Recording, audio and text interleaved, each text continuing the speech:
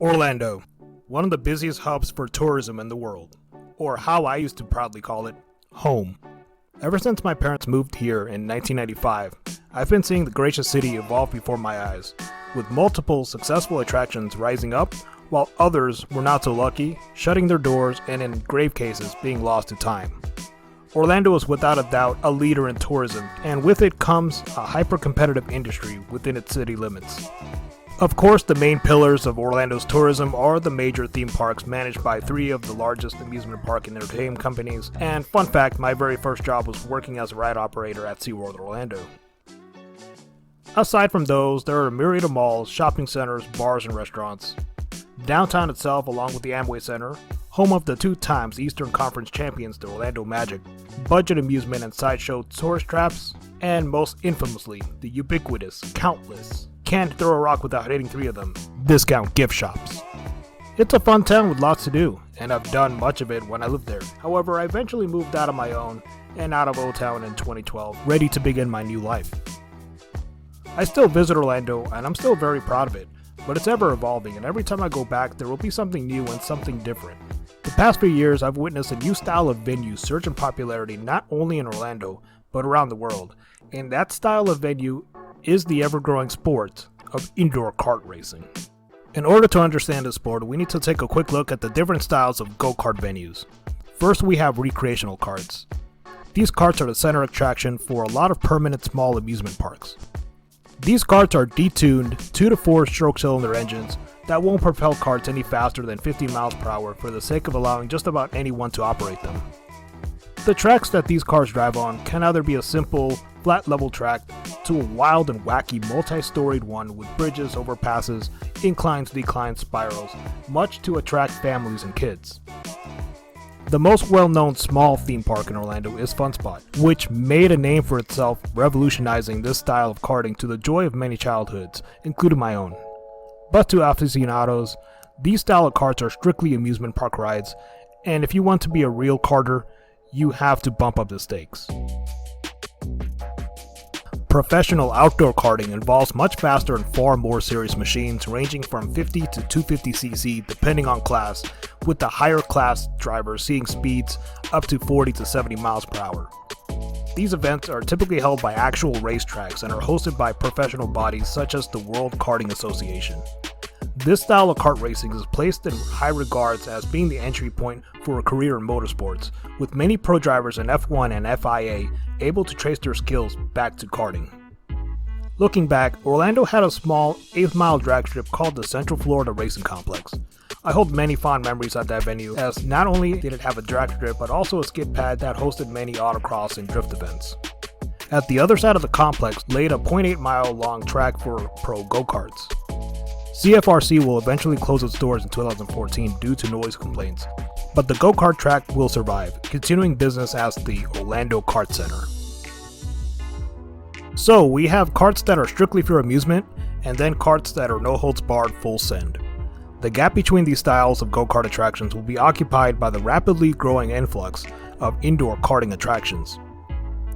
Indoor karting finds a compromise in bringing in the amusement park atmosphere of recreational karts while infusing it with the competitiveness of professional karting. Because these venues take place indoors, electric go-karts are used in place of gasoline-powered ones, although indoor gas karts do exist. Understandably, gas-powered karts aren't commonly used due to the apparent health risk of exhaust fumes, especially carbon monoxide building up in a confined space. Indoor gasoline kart locations take precautions, such as Extreme Action Park in Fort Lauderdale, who sustain a safe environment with implementing high-powered ventilation as stated here. Props to those venues, but electric go-karts just eliminate this issue altogether. Due to electric cars having no emissions and making little to no noise, indoor kart venues capitalize on the amusement side of the business and share the space with arcades, bowling alleys, sports bars, and lounges. Like their more carnival-like counterparts, such as Fun Spot, these locations are just as family-friendly, but tend to cater to a more adult-themed atmosphere. Think Dave & Buster's with a go-kart track. However, indoor go-kart tracks are not as happy-go-lucky as the ones from amusement parks. They are much faster and uphold stricter safety standards. Track layouts and kart performance are much like those seen in the professional level, with karts being able to reach 35 to 40 miles per hour in some straights. Because of these speeds, drivers are required to practice professional racing etiquette, as not following rules can lead to a serious accident. Like pro kart racing, the racing here can build proper driving skill and techniques for many amateur racers. Indoor kart racing is highly competitive, with many clubs sprouting across the world dedicated to racing in indoor venues, and thus explains the rising popularity of indoor kart racing. It's the best of both worlds. Just picture this scenario, arguing with your friends on who's the faster driver, so you hit up the local indoor kart venue and duke it all out. Finish driving a few runs, having fun, comparing times over some drinks at the bar, which just so happens to be playing the big game, so you stay a few hours more, giving the business revenue all the while. It's a very lucrative type of business, with an ever-growing number of patrons. No wonder why so many of them sprouted in my old town of Orlando. There's a lot of main hubs of touristry in the city, but the most well-known has to be the I-Drive corridor, spanning a good 11 miles and serving as the main line between major theme park resorts in Orlando. Traveling back to O-Town, I discovered 3 indoor track venues within this area: the Desertland Park, formerly known as the Festival Bay Mall, K1 Speed, and Andretti Indoor Karting. I only had time to drive a few runs in Desertland, but I made a quick trip to the other two. K1 certainly is the most dedicated towards karting, while Andretti is focused more on the sports bar arcade aspect of things, though the tracks it houses do look pretty appealing. The venue I visited, Desertland Park, was once an indoor mall known as the Festival Bay, which had adequate business at first. However, over the years it went straight to ghost mall status, followed by a revival as the flea market like Artagon, and eventual closure. Hell, I'd love to tell a story about that mall in another video. Eventually it was bought out by billionaire car collector Michael Dazer, who went out to sprucing up the fallen mall, with a pretty cool car museum using cars from his own collection, a bowling alley, arcade, and of course an indoor kart track. The course felt wide and free, with plenty of space to pass if needed, and the karts will surprise you. If you smash the accelerator, it will make you feel the wind. Overall, a fantastic experience, definitely a place to hit up if you're ever in Orlando.